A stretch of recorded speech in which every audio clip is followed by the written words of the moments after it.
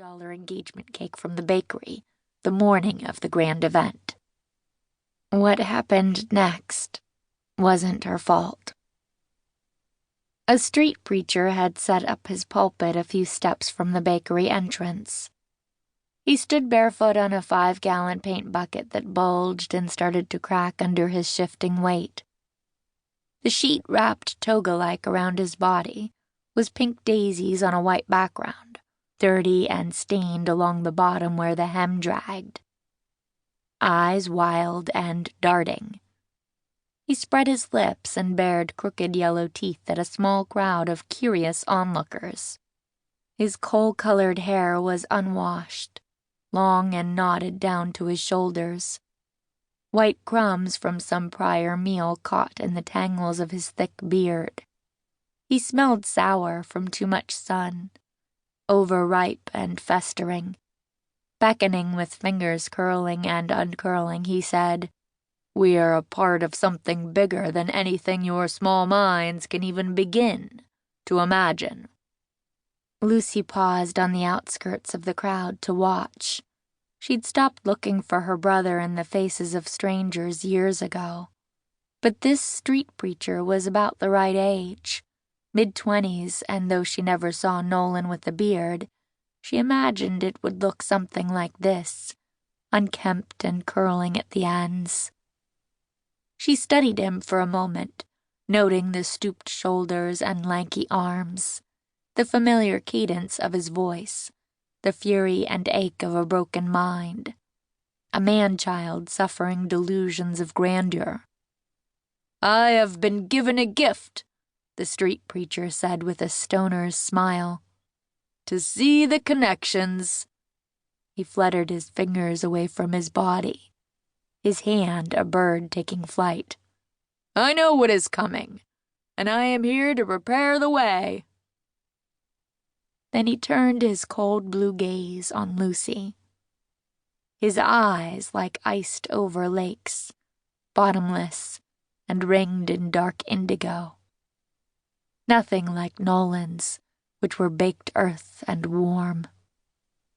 The street preacher winked at her, and in his sing-song voice said, "You and you and you and me.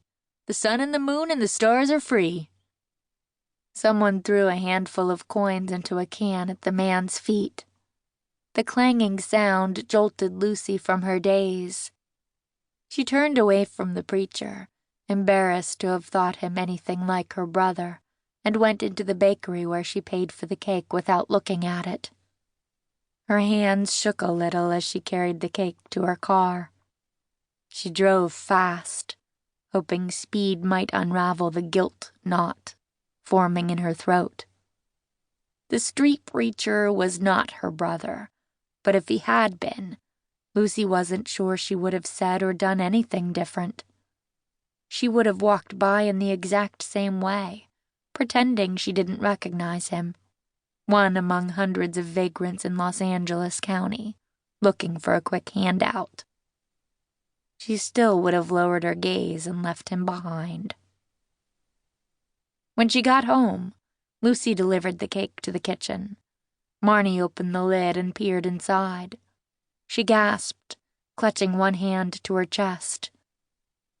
"Oh, Lucy!" But her voice was not that of a woman delighted by a perfect engagement cake. Rather, she sounded quite despondent. "What did you do?" Robert peered into the cake box. The lilac fondant was cracked straight down the middle. The tiers had slumped and shifted, exposing decadent chocolate cake and glistening raspberry filling. Lucy tried to push the cake back together, smooth the frosting with a butter knife, but another crack appeared, and then another, narrow fault lines spreading ruin. She tried to explain. "There was this street preacher and this crowd. They were blocking the sidewalk. I had to push to get through."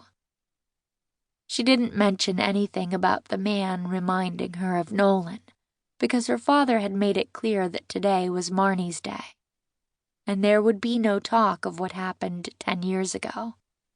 Nothing depressing, nothing unsavory, nothing upsetting.